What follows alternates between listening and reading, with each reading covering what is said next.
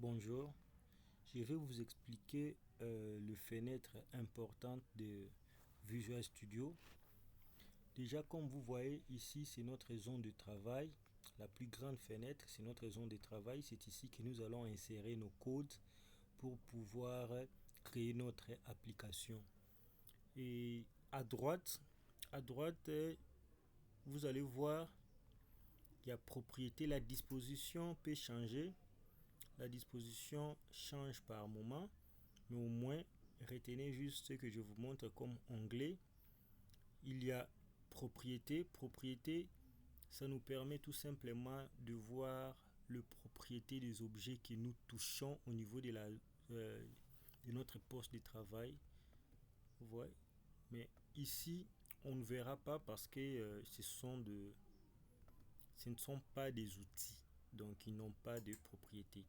Vous remarquez, en cliquant à l'intérieur, ça se ferme automatiquement. Pour éviter cela, vous ouvrez et puis vous cliquez sur cet endroit masqué automatiquement, vous désactivez. Ok, là maintenant, même si vous cliquez à côté, ça ne va plus disparaître. Ok, bon, je le fais quand même disparaître. Et puis, il y a déjà, vous constatez, quand je le fais disparaître, ça change automatiquement des positions. C'est pour cela que je vous avais dit que les positions peuvent changer à tout moment. Et maintenant, il y a console du gestionnaire des packages. On appelle ça console du gestionnaire des packages. Je vais vous l'expliquer plus tard, mais retenez tout simplement, c'est ici qu'on va ajouter les modules supplémentaires qui nous permettront d'utiliser d'autres ressources que Visual Studio nous propose. On va y revenir. Et puis ici, il y a conversation GitHub, copilote, c'est l'intelligence artificielle. Donc, je vais vous en parler au moment opportun. Donc, comprenez tout simplement que copilote, c'est l'intelligence artificielle. Ici, il est intégré dans Visual Studio. Ça nous aide aussi pendant la programmation. Il y a explorateur des solutions, c'est très important. J'enlève d'ailleurs le masquage automatique. Explorateur des solutions, c'est ce qui nous montre la globalité de notre projet. Donc, il a comme l'enfant de base la solution. La solution, c'est à ce niveau. Donc, comprenez que solution app test, c'est la solution.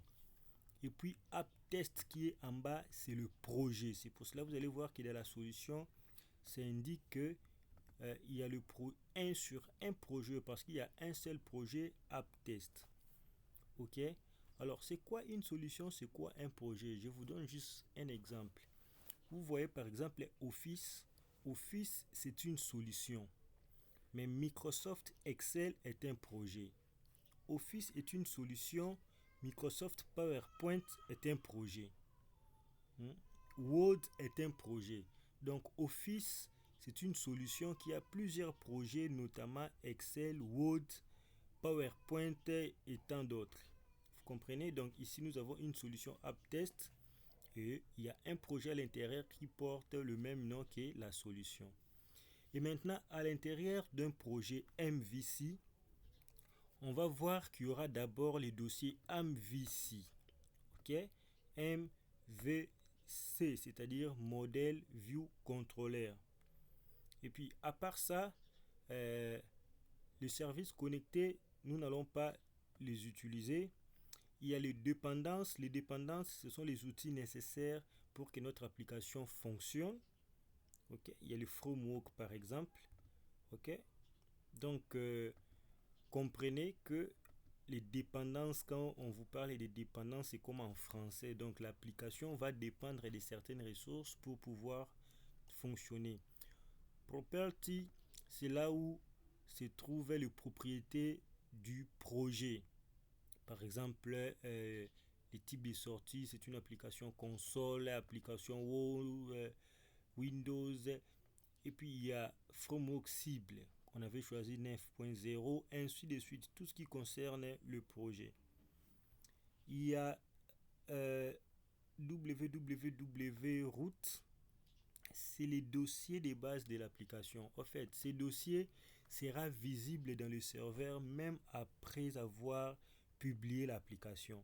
C'est ici qu'on va trouver par exemple le fichier CSS, le fichier JavaScript, quelques librairies, les ressources, par exemple les photos, les documents, c'est là-bas qu'on va les placer pour pouvoir les utiliser au niveau de l'application. Il y aura même les composants des reporting, ainsi de suite. C'est route.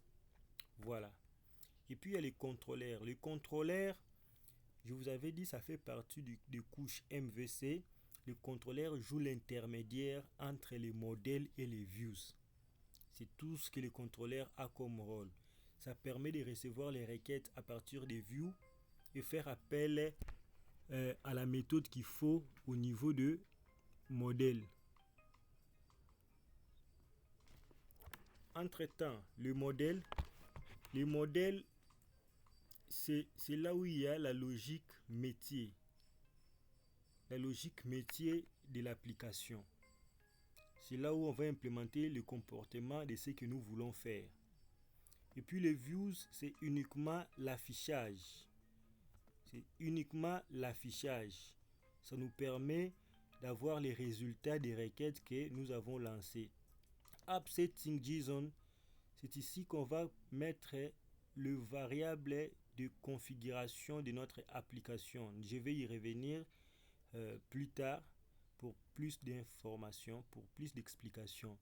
Et puis enfin, il y a programme. Programme, c'est l'entrée principale de l'application. C'est ici que l'application va commencer à s'exécuter. C'est très important. Dans la version ancienne, c'était Startup.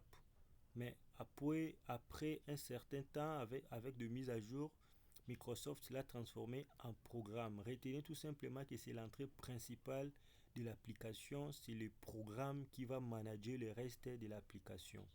Merci.